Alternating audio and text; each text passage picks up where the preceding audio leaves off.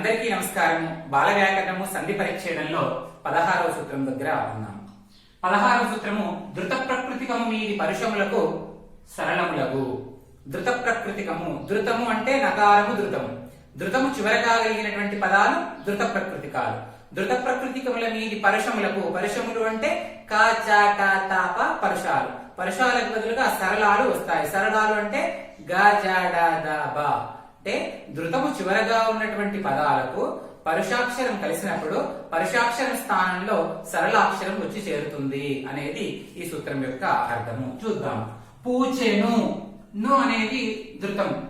ధృతం చివరగా ఉంది కాబట్టి పూచెను అనే పదము ధృత ప్రకృతికము. పూచెను అనే పదము ధృత ప్రకృతికము. ధృత ప్రకృతికముల మీది పరుషములకు, పరుషములు అంటే కా చా టా తా ప, ఈ పరుషములకు సరళాలు వస్తాయి. అంటే గా జా డా దా బా అనే అక్షరాలు ఆదేశంగా వస్తాయి.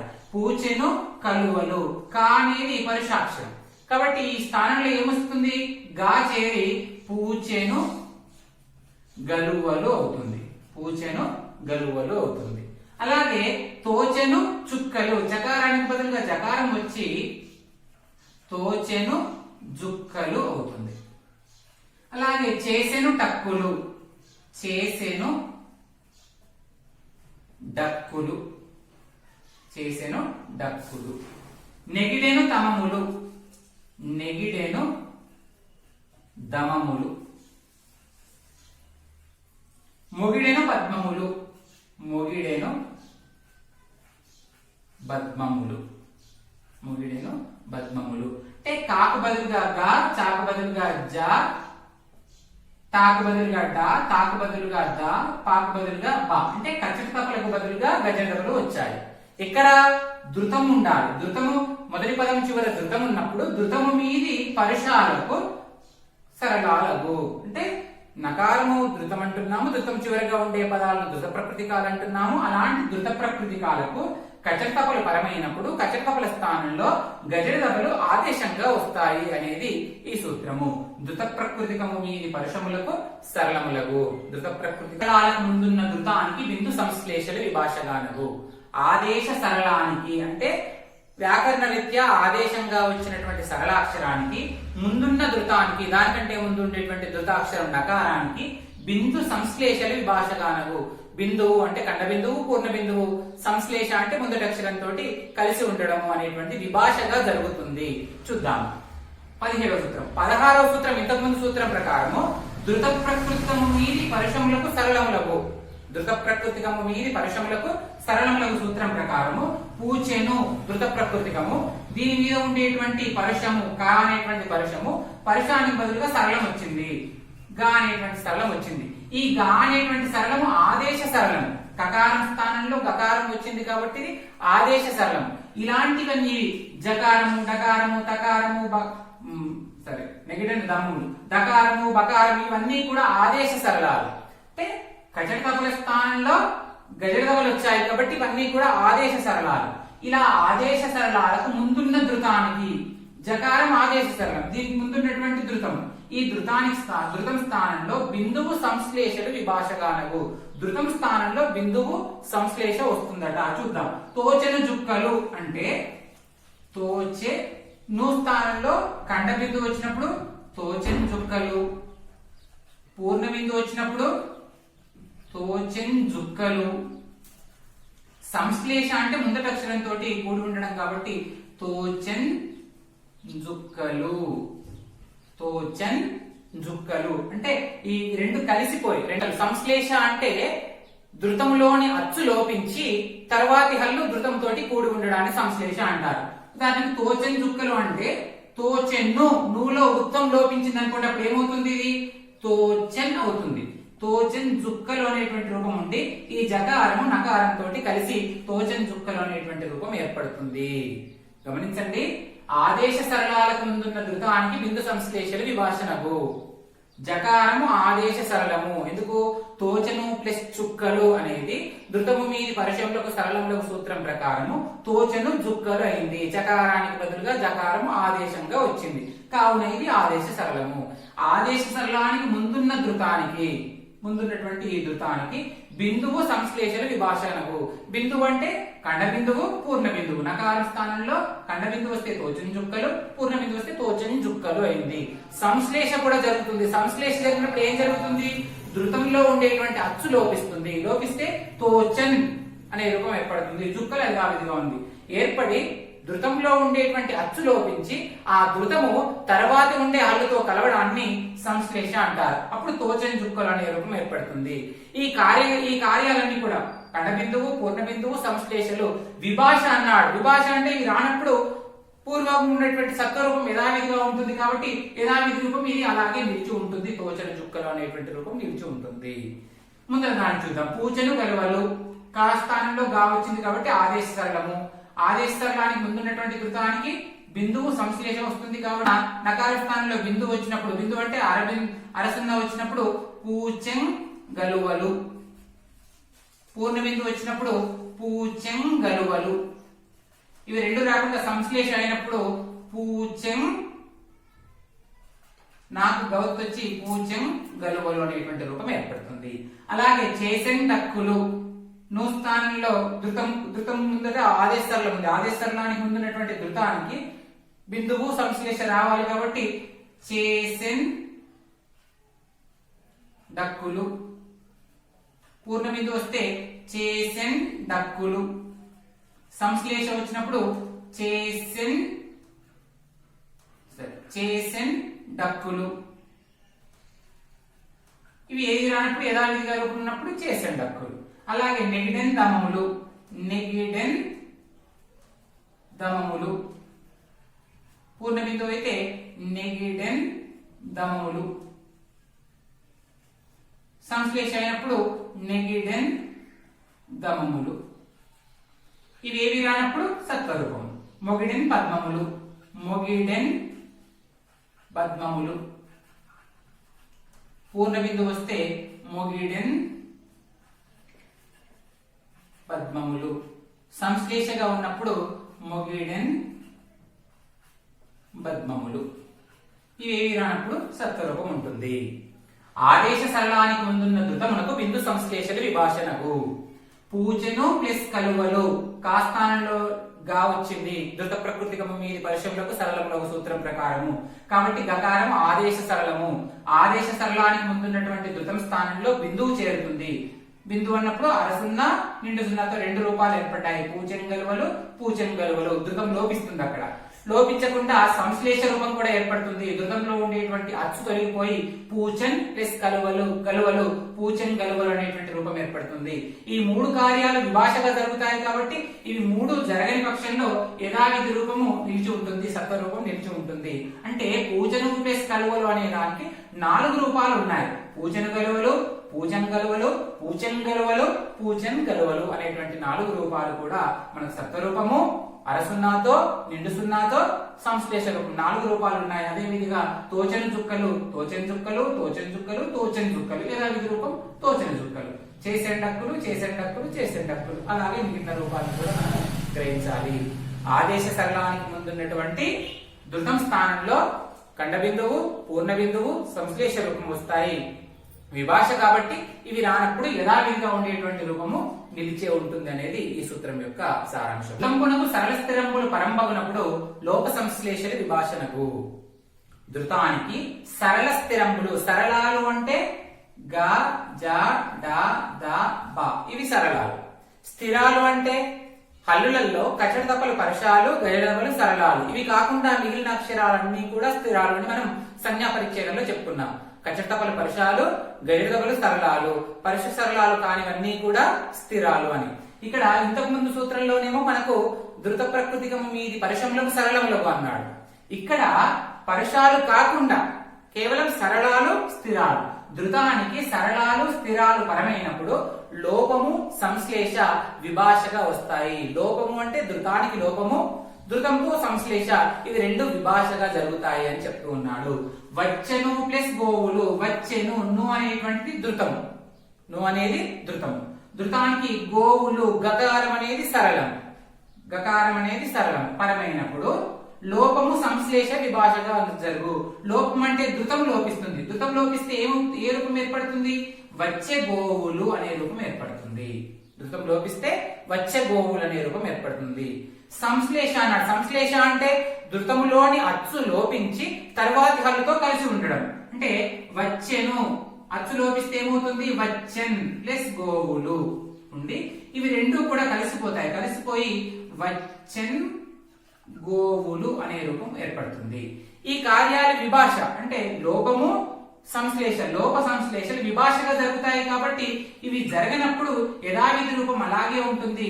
వచ్చెను గోవులు అనేటువంటి రూపము సత్వరూపము యథావిధిగా ఉండేటువంటి సత్వరూపం నిలిచే ఉంటుంది. అలాగే మెరిసెను ఖడ్గము అనేటువంటి స్థిరాక్షరం. ఇదేమో సరళాక్షరం, ఇది స్థిరాక్షరం. సరళ స్థిరాలు అన్నాడు కదా, ఇది స్థిరాక్షరం. స్థిరాక్షరం పరమైనప్పుడు లోపం జరిగి ఏమేర్పడుతుంది? మెరిసెను ఖడ్గము. నువ్వు లోపించి మెరిసే ఖడ్గము. సంశ్లేష జరిగి మెరిసెన్ ఖడ్గము. ఎందుకు? నువ్వులో ఉత్తం లోపించి నకారం పైన కా చేరి మెరిసెన్ ఖడ్గము. ఇవి జరగనప్పుడు లోపము సంశ్లేష విభాష కాబట్టి ఇవి జరగనప్పుడు సత్వరూపం యథావిధిగా ఉండి మెరిసెను ఖడ్గము అనేటువంటి రూపము యథావిధిగా మనకు కనిపిస్తూ ఉంటుంది. ధృతంబునకు సరళ స్థిరంబులు పరంబగునప్పుడు లోప సంశ్లేషలు విభాషణగు. ధృతానికి సరళాక్షరాలు గాని స్థిరాక్షరాలు గాని పరమైనప్పుడు లోపము సంశ్లేష విభాషగా జరుగుతాయి. లోపం జరిగినప్పుడు ధృతం లోపించి వచ్చే గోవులైంది, సంశ్లేష జరిగినప్పుడు వచ్చన్ గోవులైంది. ఇది విభాష కాబట్టి ఇది లేని పక్షంలో వచ్చన్ గోవులని యథావిధి రూపమే మనకు కనిపిస్తుంది. 19వ సూత్రము వర్గయుక్ సరళములు పరంపోకునప్పుడు ఒకానొకచో ధృతమునకు పూర్ణ బిందువు కానంబడియడి. వర్గయుక్ సరళములు పరంపగునప్పుడు ఒకానొకచో ధృతానికి పూర్ణ బిందువు కానంబడియడి. వర్గయుక్కులు సరళాలు. వర్గయుక్కులు అంటే వర్గయుక్కులు అన్నప్పుడు మనకు కా కా గా ఘ ఇన్య అని వర్గాక్షరాలు రాసుకున్నప్పుడు మొదటి వరుసలో ఉన్నవన్నీ కూడా వర్షాలు, మూడవ వరుసలో ఉన్నవన్నీ కూడా సరళాలు. ఈ మహాప్రాణాక్షరాలు వర్గయుక్కులు. మహాప్రాణాక్షరాలు ఇవి రెండు కూడా వర్గయుక్కులు. ఈ వర్గయుక్కులు సరళాలు. వర్గయుక్కులు సరళాలు పరంబగునప్పుడు ధృతానికి పూర్ణ బిందువు కానంబడేది. అంటే ధృతం స్థానంలో పూర్ణ బిందువు కనిపిస్తూ ఉంటుంది. వచ్చెను దాత్రీపతి. ధా అనేది వర్గయుక్కు. ఈ వర్గయుక్కు పరమైంది కాబట్టి ధృతం స్థానంలో పూర్ణ బిందువు వచ్చి వచ్చెన్ దాత్రీపతి. వచ్చెన్ దాత్రీపతి అనే రూపం ఏర్పడుతుంది. అలాగే పాడెను గాంధర్వుడు సరళం. పాడెన్ గాంధర్వుడు. పాడెన్ గాంధర్వుడు. కను ప్లస్ తోయి కందోయి. కను ప్లస్ తోయి కందోయి. ఇంతకు ముందు సరళ స్థిరంబులు పరంపగునప్పుడు బిందు సంశ్లేషలు విభాషగాను అన్నాడు. ఒకానొకచో అన్నాడు. ఒకానొకచో అన్నాడు కాబట్టి కొన్ని చోట్ల అలా బిందు సంశ్లేషలు రాకుండా కేవలం పూర్ణ బిందు అనేటువంటి మనకు కనిపిస్తూ ఉంది. వర్గయుక్కులు సరళాలు పరమైనప్పుడు ధృతం స్థానంలో పూర్ణ బిందువు కనిపిస్తూ ఉంది. వచ్చెను ధృతము. ధాత్రీపతి ధా అనేటువంటి వర్గయుక్కు. వర్గయుక్కు పరమైనప్పుడు ధృతం స్థానంలో పూర్ణ బిందువు చేరింది. అలాగే పాడెను గాంధర్వుడు. పాడెను పాడెన్ గాంధర్వుడు. కను దోయి కందోయి. ఒకానొకచో అన్నాడు కాబట్టి ఇక్కడ బిందు కేవలం పూర్ణ బిందువే వస్తుంది. బిందు సంశ్లేషలు ముందరి సూత్రం ప్రకారం బిందు సంశ్లేషలు రావడానికి వీలు లేదు. నందు ధృతస్వరంబునకేని ధృతంబునకేని లోపంబు బహుళంబు గానదు. అవసానము అంటే చివరన. అవసానము అంటే చివరన. పదం చివరన ధృతస్వరానికి కాని ధృతానికి కాని లోపము బహుళంగా జరుగుతుంది. చూద్దాం. వాడు వచ్చెను అనే పదం. వాడు వచ్చెను అనేటువంటి ఈ వాక్యంలో లేదా ఈ పదంలో నువ్వు చివరగా అవసానమునందు ధృతం ఉన్నప్పుడు, అవసానమునందు ధృతం ఉన్నప్పుడు ధృతస్వరంబునకేని ధృతంబునకేని లోపంబు విభాషణగు. ధృతస్వరము అంటే వచ్చెనులో వచ్చే ను ప్లస్ ఊ కదా, ను ప్లస్ ఊ కదా, కాబట్టి ఊ అనేటువంటి ధృతస్వరం. ధృతస్వరం లోపిస్తే ఏం మిగులుతుంది ఇక్కడ? వాడు వచ్చెన్ అవుతుంది. ఎందుకు? ధృతంలో ఉండేటువంటి స్వరం లోపించింది. ధృత స్వరంబునకేని ధృతంబునకేని ధృతం కూడా లోపిస్తే ఏం మిగులుతుంది? అప్పుడు వాడు వచ్చే అనేటువంటి రూపం మిగులుతుంది. ధృత స్వరం లోపిస్తే వాడు వచ్చెన్, ధృతం లోపిస్తే వాడు వచ్చే అనేటువంటి రూపం మిగులుతుంది. ఇది బహుళం అన్నాడు కాబట్టి ఇవి రెండు జరిగినప్పుడు యథావిధి రూపం నిలిచి ఉంటుంది. చూడండి, అవసానంలో పదము లేదా వాక్యం చివరన ధృతం ఉన్నప్పుడు ఆ ధృతంలో ఉండేటువంటి స్వరము లోపించవచ్చు లేదా ధృతము లోపించవచ్చు. ఇది బహుళం కాబట్టి ఇవి రెండూ లోపించినప్పుడు యథావిధి రూపం మనకు నిలిచే ఉంటుంది అనేది ఈ సూత్రం ద్వారా తెలుసుకోవచ్చు. వాడు వచ్చెను, ను అనేటువంటి అవసానంలో ఉంది. ఇందులో ఉండేటువంటి స్వరం లోపిస్తే వాడు వచ్చెను, ధృతం లోపిస్తే వాడు వచ్చే అనే రూపాలు ఏర్పడ్డాయి. ఇవి రెండూ రాని పక్షంలో బహుళం కాబట్టి వాడు వచ్చెను అనేటువంటి రూపం కూడా ప్రయోగంలో ఉంది. సాధారణంగా ఇది మనకు పద్యాంతాల్లో కనబడుతుంది. ఉదాహరణకి చివరికి చివరి పద్యంలోని చివరికి మనకు భగనం కావాలనుకోండి, గురువు లఘు లఘు సేవను అని వాడుకుంటాం. భగనం కావాలనుకుంటే సేవను అని వాడుకుంటాం. భగనం కాకుండా రెండు గురువులే రావాల్సిన అవసరం ఉందనుకోండి చివరికి, అప్పుడేం చేస్తాము, సేవను అనే దాంట్లో ఉండేటువంటి స్వరాన్ని లోపింపజేసి సేవను చేసుకుంటాం. అప్పుడు రెండు గురువులు అవుతాయి. అంటే పద్యం చివరన మనకు గణాన్ని బట్టి, గణం అవసరమైనటువంటి గణాన్ని బట్టి ధృతంలో ఉండేటువంటి స్వరాన్ని లోపింపజేసుకోవడం అనేటువంటి అవసరం ఉంది. ఒకవేళ ఇక్కడ మనకు లఘు ఒక్క లఘు అవసరం ఉందనుకోండి, అప్పుడు ధృతం మొత్తాన్ని లోపింపజేస్తే సేవ, అర్థం మారదు. సేవ అన్నా సేవను అన్నా సేవన్ అన్నా అర్థం మారదు కాబట్టి, ధృతం యొక్క అర్థం, ధృతం తొలగిపోయిన అర్థం మారదు కాబట్టి, అది ఎప్పుడు మారదు, వాక్యం చివరగా ఉన్నప్పుడు, పదం చివరగా ఉన్నప్పుడు అర్థం మారదు కాబట్టి అవసానమునందు ధృతస్వరమునకేని ధృతమునకేని లోపము బహుళము కానగు. వాక్యం చివర, పద్యం చివర, పాదం చివర ధృతం ఉన్నప్పుడు ధృతంలో ఉండే స్వరం కావచ్చు, ధృతం కావచ్చు లోపించడానికి అవకాశం ఉంది అనేది ఈ సూత్రం ద్వారా మనకు తెలుస్తుంది. కొన్ని ఎడల ధృతంబు మీద నకారంబు గానంబడియడి. కొన్ని ఎడల ధృతంబు మీద నకారంబు గానంబడియడి అంటే కొన్ని చోట్ల ధృతము తర్వాత మళ్ళీ నకారం కూడా కనిపిస్తూ ఉంటుంది అనేది ఈ సూత్రం యొక్క అర్థం. నకారం ధృతము అంటే ధృతము మీద మళ్ళీ ఇంకొక అదనంగా ధృతం చేరుతుంది అనేది ఈ సూత్రం చెప్తుంది. అదియును ప్లస్ కాక, అదియును ప్లస్ కాక, అదియును ధృతం, అదియును ధృతము. ఈ ధృతము మీద మళ్ళీ నకారంబు గానంబడియడి అంటున్నాడు కాబట్టి అదియును ప్లస్ కాక ఈ సూత్రం ప్రకారం ఏమవుతుంది, అదియును, ఈ సూత్రం ప్రకారం అదనంగా నకారం చేరి కాక అవుతుంది. అదియును ను కాక. తర్వాత ధృత ప్రకృతికముల మీది పరుషములకు సరళములకు సూత్రం ప్రకారం 16వ సూత్రం ప్రకారం ధృత ప్రకృతికము అదియును, ఇక్కడికి ఈ పదం ఏమవుతుంది అప్పుడు అదియునున్ అవుతుంది. అదియునున్ ప్లస్ కాక. ఇది ధృతం చివరగా ఉంది కాబట్టి ధృత ప్రకృతికం. ఈ ధృత ప్రకృతికం మీది పరుషానికి సరళం వస్తుంది కాబట్టి అప్పుడు అదియునున్ ప్లస్ గాక అవుతుంది. పరుషానికి బదులుగా సరళం వచ్చి అదియునున్ గాక. ఇది ఆదేశ సరళం, పరుషానికి బదులుగా సరళం వచ్చింది కాబట్టి ఆదేశ సరళం. ఆదేశ సరళానికి ముందున్నటువంటి ధృతానికి బిందు సంశ్లేషణ విభాషణకు కాబట్టి 17వ సూత్రం ప్రకారం ఏమవుతుంది అప్పుడు అదియునున్ బిందు వచ్చి అదియునుగాక, కండ బిందు వచ్చి అదియునుగాక, సంశ్లేష జరిగి అదియునున్ గాక, ఏమీ జరగకపోతే అదియునుగాక అని ఇన్ని రూపాలు మనకి ఏర్పడతాయి. కొన్ని ఎడల ధృతంబు మీద నకారంబు గానంబడియడి. కొన్ని చోట్ల ధృతము తరువాత నకారం ఆగమంగా అధికంగా వచ్చి చేరుతుంది అని చెప్తున్నాడు. అదియును ఇక్కడ ధృతము, ధృత ప్రకృతికం. ఈ ధృతం మీద మళ్ళీ ధృతం అదనంగా నకారం చేరి అదియును అయింది. ఇక్కడికి కాక అనే పదం ఇక్కడ కలుస్తూ ఉన్నప్పుడు కా అనేటువంటి పరుషం కాబట్టి సరళం వచ్చింది. ధృతం మీది పరుషానికి సరళం సూత్రం ప్రకారం సరళం వచ్చింది. ఆదేశ సరళానికి ముందున్నటువంటి ధృతానికి లోపము బిందు సంశ్లేషణ విభాషగా వస్తాయి కాబట్టి ను లోపించి అదియునుగాక, అదియునుగాక, అదియునుగాక అనేటువంటి 3 రూపాలు, పూర్ణ బిందువు, ఖండ బిందువు, సంశ్లేషరు ఇవేవి లేనప్పుడు అదియునుగాక అనేటువంటి రూపము నిలిచి ఉంటుంది. అలాగే దివంబునం బోలే, దివంబునం బోలే ఈ సూత్రం ప్రస్తుత సూత్రం ప్రకారం నకారం అధికంగా వచ్చి దివంబునం పోలే. ధృత ప్రకృతి మీది పరుషములకు సరళములకు కాబట్టి దివంబునున్, పరుషానికి సరళం వస్తుంది కాబట్టి బోలే, సరే బోలే, దివంబునం బోలే. ఆదేశ సరళానికి ముందున్నటువంటి ధృతానికి లోపము బిందు సంశ్లేషణ విభాషగా అవుతాయి కాబట్టి అది లోపించినప్పుడు దివంబునున్, ఖండ బిందువు వస్తే దివంబునం బోలే, పూర్ణ బిందువు అయితే దివంబునున్ బోలే, లేదు సంశ్లేష అయితే దివంబు నున్ బోలే అనేటువంటి రూపాలు మనకు ఏర్పడుతూ ఉంటాయి.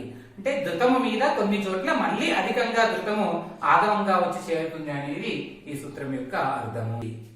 ఈ వివరణ మీకు నచ్చినట్టయితే లైక్ చేయండి, షేర్ చేయండి, మా పద్య సౌరభం ఛానల్ ను సబ్స్క్రైబ్ చేయండి. ధన్యవాదాలు.